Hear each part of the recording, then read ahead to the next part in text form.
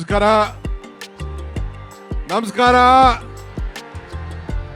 ಆಯ್ತು, ನಿಮ್ಮ ಭಾವನೆ ನನಗೆ ಅರ್ಥ ಆಗಿದೆ.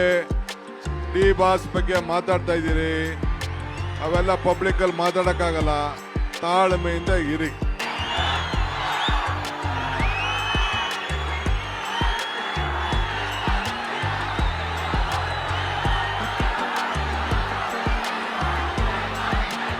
ಆಯ್ತು ಆಯ್ತು ಆಯ್ತು, ಸುಮ್ಮನಿರಿ. ಗೊತ್ತಾಯ್ತು ನನಗೆಲ್ಲ.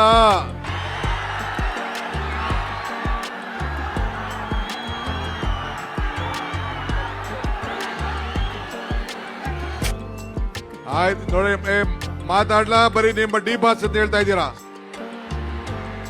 ಕಾರ್ಯಕ್ರಮ ನಡಿಬೇಕಾ ಬೇಡವಾ? ಸುಮ್ಮನಿರಿ. ಒಂದ್ಸತಿ ಹೇಳಿದ್ರೆ ಅರ್ಥ ಆಯ್ತು.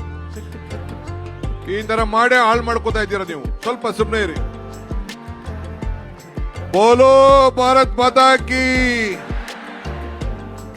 ತಾಯಿ ಚಾಮುಂಡೇಶ್ವರಿಗೆ, ರಾಮನಗರದ ಕರಗ ಮಹೋತ್ಸವಕ್ಕೆ ಬಂಧುಗಳೇ. ಓರ ಸುಮ್ಮನೆ ನಡೆದ ಬಿಸಾಕ್ಬಿಟ್ಟು.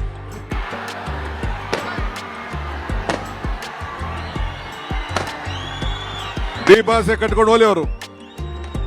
ನಾನು ನಿಮ್ಮಲ್ಲಿ ಮನವಿ ಮಾಡಿಕೊಳ್ತೇನೆ.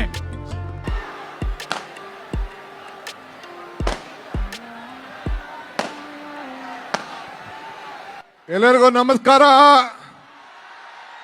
ನಮಸ್ಕಾರ. ಎಲ್ಲ ರಾಮನಗರ ನನ್ನ ತಂದೆ ತಾಯಂದಿರಿಗೆ, ಯುವಕರಿಗೆ, ಚಾಮುಂಡಿಯ ಈ ಒಂದು ಪವಿತ್ರವಾದಂಥ ಕರಗ ಮಹೋತ್ಸವದಲ್ಲಿ ನನ್ನ ಸಾಷ್ಟಾಂಗ ನಮಸ್ಕಾರಗಳು. ಇದು ಪವಿತ್ರವಾದಂಥ ಸಭೆ. ನಿಮ್ಮ ಅಭಿಮಾನಕ್ಕೆ ನಾನು ಗೌರವ ಕೊಡ್ತೀನಿ. ಆದರೆ ನೀವು ಕೋರ್ಟಿನ ವಿಚಾರ ಇಲ್ಲಿ ನನ್ನ ಮೇಲೆ ಒತ್ತಡ ಹೇಳಕ್ ಹೋಗ್ಬೇಡಿ. ನನಗೆ ಭಾವನೆ ಗೊತ್ತಿದೆ. ನಾನು ಇಲ್ಲಿ ಕೋರ್ಟಿನ ವಿಚಾರ ನಾನೆಲ್ಲ ಮಾತಾಡಕ್ಕಾಗಲ್ಲ. ನಾನು ಇಲ್ಲಿ ನಿಮ್ಮ ಒಬ್ಬ ಸೇವಕ, ಇದನ್ನು ಗಮನದಲ್ಲಿ ಇಟ್ಕೊಳ್ಳಿ.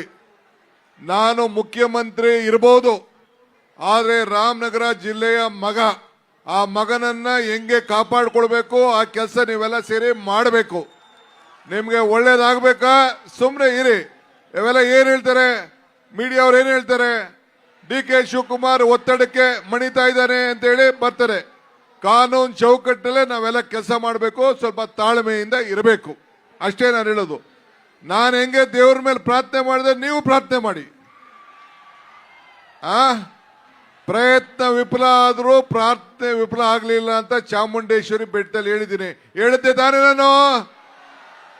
ನೀವು ಹಂಗೆ ಚಾಮುಂಡಿಗೆ ಈಗ ಹೋಗಿ ಪ್ರಾರ್ಥನೆ ಮಾಡಿ, ಭಗವಂತ ತಾಯಿ ಒಳ್ಳೇದ್ ಮಾಡ್ತಾಳೆ. ಆಗ್ಬೋದಾ?